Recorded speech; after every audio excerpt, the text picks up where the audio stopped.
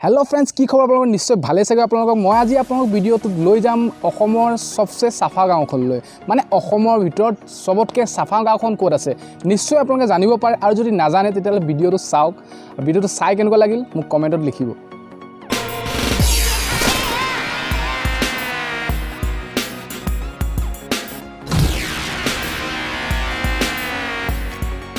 Friends यार बारे आपलोक आहिब लागिब गोवालपारा चहरলৈ।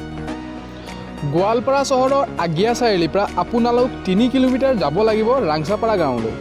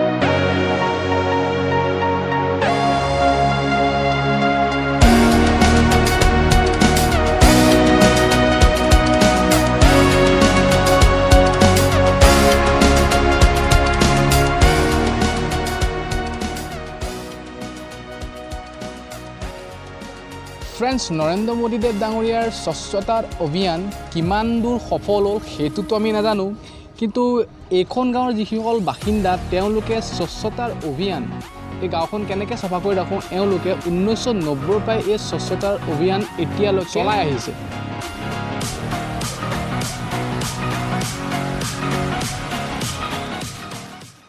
এই গাঁওখনৰ বাসিন্দাসকল প্ৰত্যেক শনিবাৰে একগোট হৈ পেলাই নিশুল্ক চাফাই অভিযান চলায়।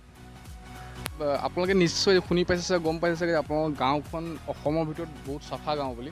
তো আপোনালোক শুনি কেনেকুৱা লাগে আপোনালোক শুনি কেনেকুৱা লাগে যে আপোনালোকৰ গাঁওখন যে চাফা গাঁও বুলি চবেই কয় যে সেইটো আমি কেনেকৈ কওঁ আমিতো কৰ্মীকহে হয় হয় আমাৰ যিটো কৰ্তব্য সেইটোহে আমি কৰোঁ।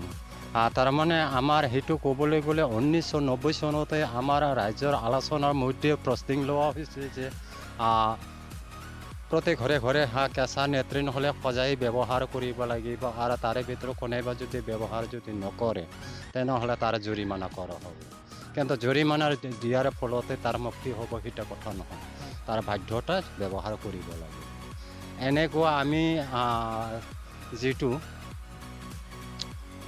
চাফাৰ বিষয় সেইটো 1 নম্বৰ এই মহিলাৰ ৰোধ কৰিবলৈ আমি চেষ্টা কৰিছোঁ। তাৰে ভিতৰতে এইপিনে জীৱ জীৱিকা যিটো আমি কিন্তু পালোঁ সেইটো হঠাতে মৰে, সেইটো আমি গাঁত খুন্দি পুতি পেলাব লাগে, বাহিৰে পেলালে আমাৰ জৰিমনা আছে। তাৰমানে কথা হ'ল যে মহিলাৰ পৰা যি ৰোধ হ'বলৈ খোজা আৰু এক চাইড দুৰ্গন্ধ যদি ৰোধ কৰিব নোৱাৰোঁ তেনেহ'লে একেটাই কথা হ'ব। সেইকাৰণে আমাৰ ইয়াতে ৰাংচাপাৰা গাঁওখনৰ এনেকুৱা নিয়মটো বান্ধি লৈছে যে ঘৰে ঘৰে কেঁচা লেট্ৰিন হ'লে সজাই ব্যৱহাৰ কৰিব লাগিব আৰু জীৱ জন্তুৰ জীৱিকা বস্তু যেতিয়া মৰিব তেতিয়া গাঁত খুন্দি সেইটো পুতি পেলাব লাগিব। দুৰ্গন্ধ নোলায় ন গাঁওখনত, গন্ধ নোলায়, ইয়াৰ গন্ধৰ পৰা আনকি বেমাৰ হ'ব পাৰে। সেইটো কাৰণে আমি ডক্তৰ নহ'লেও কিন্তু তাৰে ভিতৰত আমি বিবেচনা কৰোঁ যে ইয়াৰ পৰাও বেমাৰ হ'ব পাৰে বুলি আমি ধাৰণা কৰোঁ। সেইকাৰণে সেইটোৰ পৰা আমি ৰোধ কৰিবলৈ চেষ্টা কৰিছোঁ।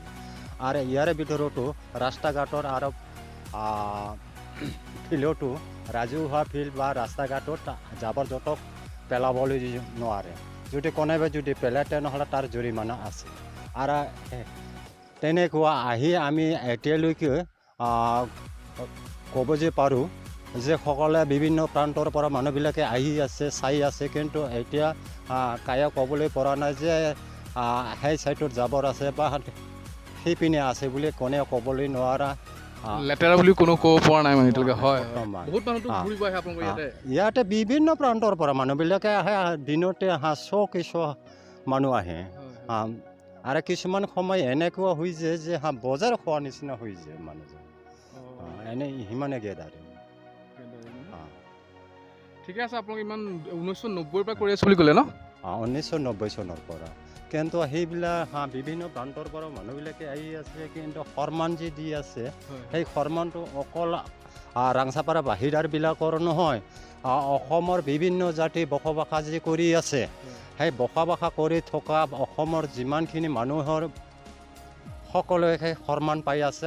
অসমৰ ক্লিন প্লেচ আছে, ৰাংচাপাৰা সৰু গাঁও বুলি হ'লেও, দুখীয়া গাঁও বুলিও সন্মানটো পাই আছে। তাকে চাফা, বহুত চাফা গাঁও বুলি। হয়, অল কিন্তু অসমৰ বাকীবিলাকে সকলে সন্মানটো পাই আছে, সেইটোহে আমি ক'বলৈ বিচাৰোঁ। ভাল লাগিল ক'বলৈ পাৰোঁ যে আমাৰ ৰাংচাপাৰা গাঁৱৰ ওচৰে পাঁজৰে ছাইটৰবিলাকে আগতকৈ অনেক ভাল হ'বলৈ ধৰিছে। তাৰমানে আমাৰ যিটো কৰ্তব্য, সেই কৰ্তব্যখিনি দেখা পায় তাহাঁতে নিজৰ নিজৰ সমাজ বা নিজৰ গাঁওখিনি চাফ চিকুণ কৰিবলৈ চেষ্টা কৰি আছে, আৰু বহুতে কৰিও আছে। সেইকাৰণে ক'বলৈ পাৰোঁ যে 50% ভাল হৈছে বুলিয়ে ক'ব পাৰোঁ প্ৰতি গাঁৱে। বুজি পাইছোঁ বাৰু। ঠিক আছে, আপোনালোকক কথা পাতি মই ইয়াৰ ৰাংচাপাৰাৰ বিষয়ে বহুত কথা জানিলোঁ। ঠিকে আছে, বহুত ভাল লাগিল আপোনালোকৰ কথা পাতি।